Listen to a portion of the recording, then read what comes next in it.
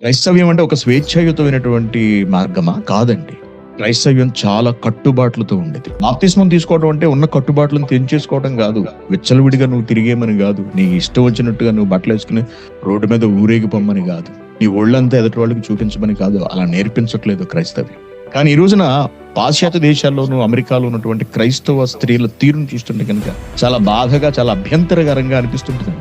జీవితాలు బాగోవు, బ్రతుకులు బాగోవు, నడవడిక బాగోదు, మాట బాగోదు, వాళ్ళ తీరు బాగోదు. వారి ప్రవర్తనను చూసి విసిగిపోతున్న క్రైస్తవులే ప్రశాంతతను వెతుక్కుంటూ అత్యుత్తమమైన కట్టుబాట్లతోనూ నియమ నిష్టలతో కూడిన భక్తి జీవితం ఎక్కడున్నదని వెతుక్కుంటున్నారు. వాళ్ళు ప్రపంచ విశ్వాసాలలో అత్యంత నిష్టతో, కట్టుబాట్లతో కూడినటువంటి అతి కఠినమైనటువంటి విశ్వాసమే, మార్గమే క్రైస్తవ్యం.